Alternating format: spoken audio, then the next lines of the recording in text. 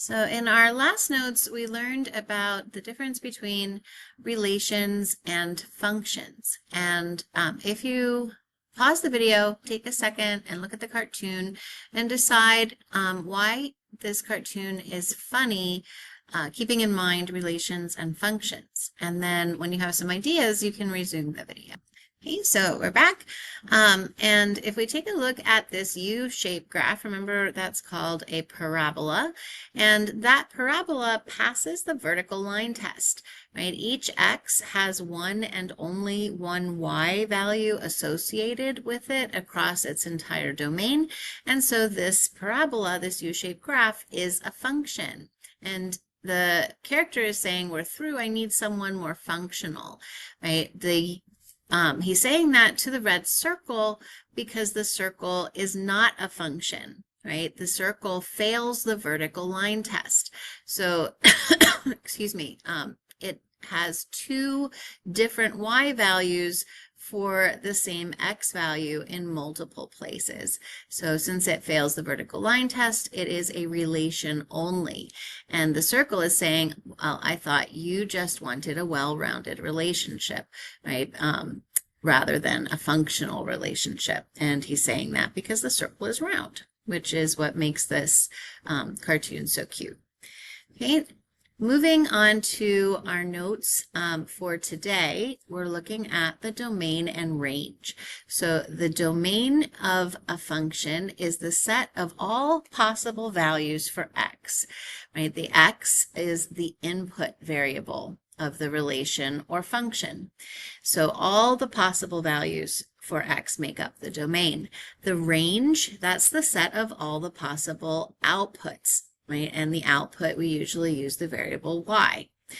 Discrete means a set of ordered pairs that graphs a scatter plot. And we saw some discrete data in our first set of notes last time. Okay, continuous is when your graph is a line or a curve with no breaks, gaps, or holes in it. Okay, bounded, that is a set between two real number endpoints. Unbounded is a set with no endpoints. It extends infinitely in both directions. And half-bounded is a set where we have one real number endpoint, but the other end goes on forever, either to positive or negative infinity. So in example 1, we're going to take a look at some discrete relations. Remember, discrete means that the data has a scatter plot when it's graphed. So we're going to give the domain and range as a set of numbers in order from least to greatest with no repeats. Okay, we want to recall that the elements of a set are grouped inside braces. Those are the squiggly looking parentheses with commas in between. Okay, and then we're finally going to decide if each relation is a function. So in A, our set of ordered pairs includes 4 ordered pairs, 2, 1, 3, -1, 0, 1, and 1, -1. The domain is the x values. So our x values are 2, 3, 0, and 1. When we list the domain using set notation, right, we're going to use open brace, right, that little curly brace there, and we're going to list the x values into the domain from least to greatest with no repeats. So our smallest element is 0, then 1, then 2, and 3. And we close that set using our close brace.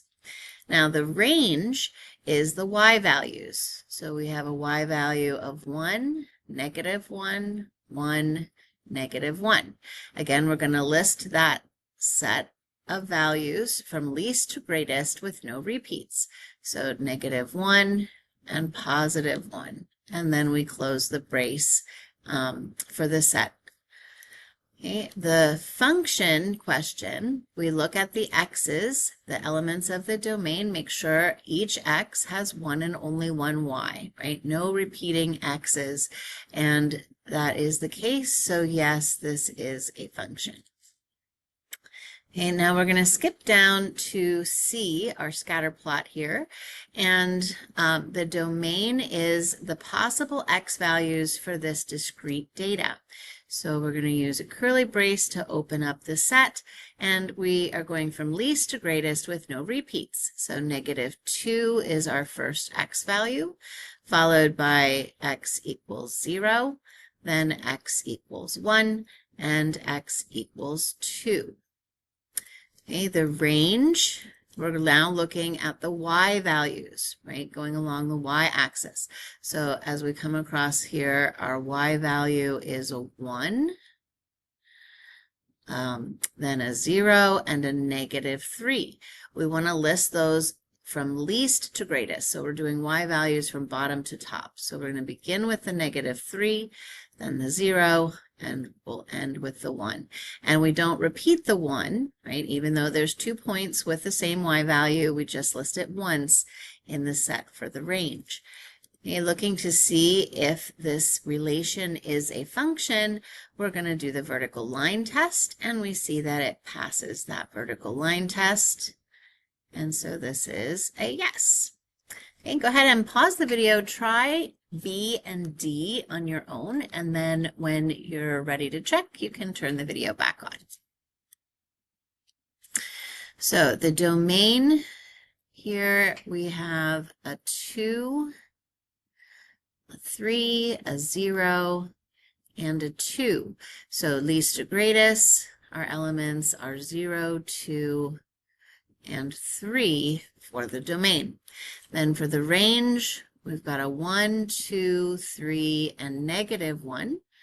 And so the range, in order from least to greatest, with no repeats, we have a -1, +1, then 2, and then 3. Okay, looking to see, is this relation a function?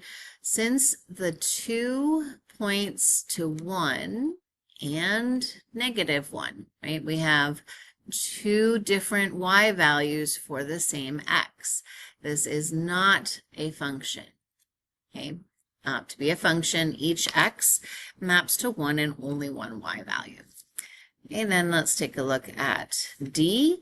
So the domain, going from left to right, we have an x of -3, 0, and 1.